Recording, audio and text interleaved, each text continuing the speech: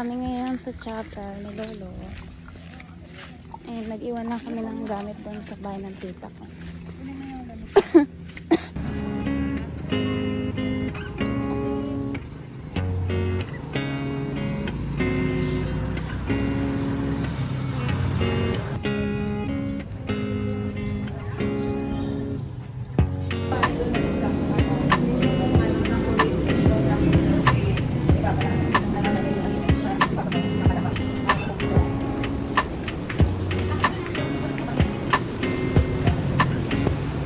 Kami ng chicken pumpkin. Magkano po kanin?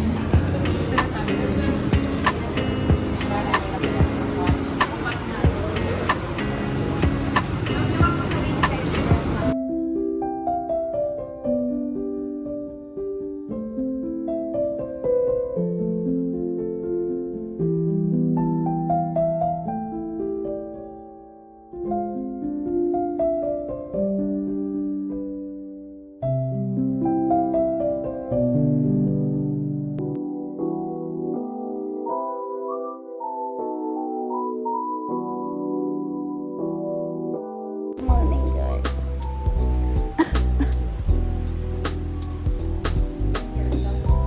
Tulog ako 2:30. Tapos ngayon ay 6:45 AM. Okay na to.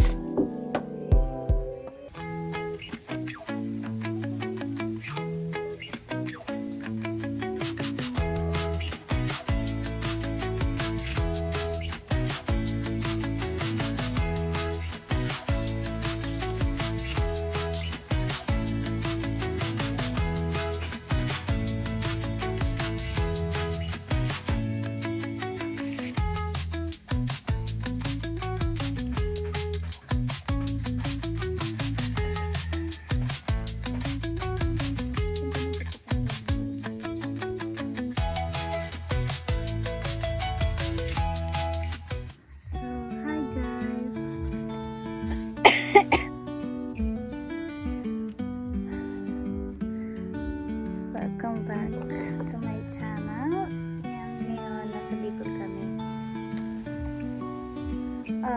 Hindi na ako mag-i-intro kasi ang tagal ko na rin hindi nag-vlog. Ngayon na lang ulit. Hindi na ako nagdalawang isip na mag-vlog kahit mini-vlog lang to or what. Kasi sayang yung opportunity na nandito ako. And sobrang layo ng biyahe namin. Ang biyahe namin mula sa bahay hanggang dito is inabot kami ng 20 hours. So, sobrang nakakapagod yung biyahe. At maraming stress na nangyari habang nasa biyahe kami. Maraming nakaka-stress na nangyari. But, grateful pa rin na nakarating kami ng ligtas dito. And hopefully, makauwi kami ng ligtas. Ngayon, marami akong mamimit at namimit ng mga bagong tao. I mean, bagong tao for me kasi ko naman sila nami-meet ng personal. Yung iba dun, kilala ko lang sila by name. Yung iba naman, makaka-video ko ni mama. And, yun lang. Ano pa bang kikwento ko sa inyo? Hindi na ako sanay magsalita sa harap ng camera kasi matagal na akong hindi nag-vlog. But I'm trying na ibalik siya ulit kahit na hindi siya ganun kagaya ng dati na sobrang hilig ko talaga mag-vlog ng kahit ano, yung mga challenge. Ngayon kasi medyo busy na rin. Siyempre, tumatanda naman tayo, di ba? At for some reasons, kaya kami nandito sa Bicol is because pinagpahinga na yung grandfather ko, ang father ni mama. And this is not planned. Kasi ang plano talaga namin, uuwi kami ng April 18 sa Holy Week. Kasi meron kami ngayon yun sa side ni mama. But unfortunately, ayan nga yung news dumating sa amin and kailangan namin umuwi agad ng Bicol. Ngayon, nandito na kami sa Gubat, sa Sorsogon. Ang masasabi ko lang is sobrang hindi ko alam. Like, hindi pa nagsisink in sa akin na nandito kami, na we're actually here. Kasi, ewan ko, tuwing nakikita ko yung mga puro palayan, puro bundok, grabe, sobrang amis na amis talaga ako. Kasi, syempre, wala naman yung ganun karaming palayan na kalalaki sa Cavite, diba? Talaga sabi ko, mama, nasa Bicol ba talaga tayo? Anuhin mo nga ako, paluin mo nga ako, ganun. Kasi, hindi ko pa masink in, hindi pa mag-sink in sa akin na nandito kami ngayon sa Bicol. But, yung nararamdaman ko is mixed emotions. Kasi, ayun nga, yung sa lolo ko, tapos in the other side, masaya ako kasi nakarating ulit ako dito sa Bicol. Kasi I can say na this is my first time ulit. First time ulit kasi yung first time na nandito ako is months old lang ako na baby. So wala na akong maalala. As in, wala na talaga. After so many years, nandito na ako ulit. At hindi ko na-expect na ito yung magiging reason kung bakit kami uuwi. Kasi nung March pa lang nakaplano na kami na uwi kami ng Holy Week eh. Pero yun nga, wala naman tayong magagawa. Kalooban naman yun ng Diyos. And I guess we have to enjoy na lang yung time na meron kami dito. Kasi I think kailangan ko na rin umuwi din ng Cavite before mag-Friday. Kasi ang araw ngayon ay Sunday at ngayon yung last night ni Lolo. Kailangan ko na umuwi ng Friday kasi exam ko yon. Midterms exam ko yan. And siguro kailangan by Thursday morning magbiyahe na kami pa uwi. Fun fact, nakakaintindi ako ng Bicol. Pero hindi ako makasalita ng straight na Bicol. That's why gusto kong matuto na magsalita ng Bicol. Yung dila ko napupulot na siya, kaka-Bicol English, kaka-Tagalog. Nagkakahalo-halo na siya. So, very talaga, culture shock talaga ako dito. Like, kahit sa jeep nila, lahat sila nagbibicol. Tapos may isa akong narinig na nagtagalog. Kasi nandito na kami simula pa kahapon, Sabado, and Sunday na ngayon. Wala pa akong naririnig mag-Tagalog, kundi kami lang. Ako, si mama, at yung kapatid ko.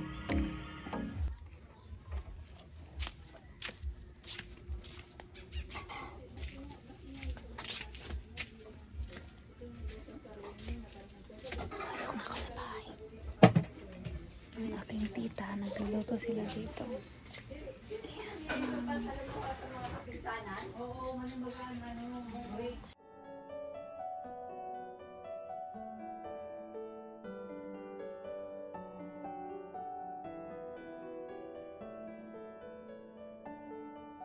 Update ko na lang din kayo na ngayon nagluluto kami ng food pack para mamaya sa mga bisita.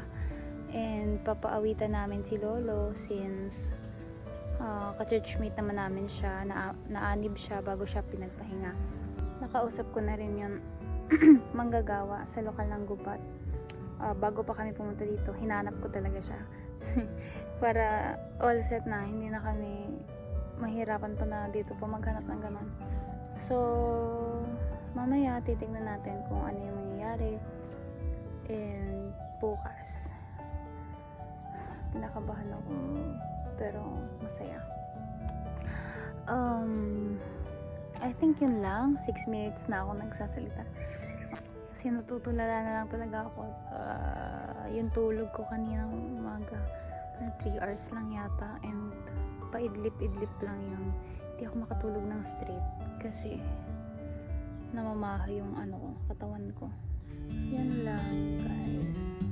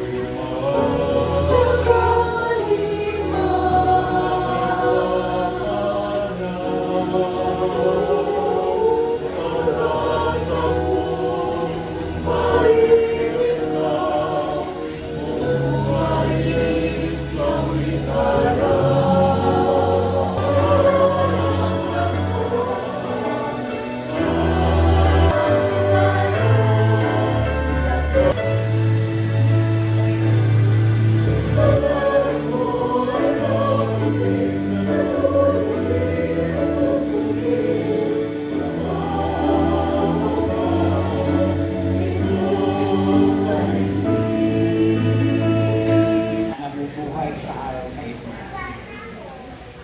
At ang pagpanag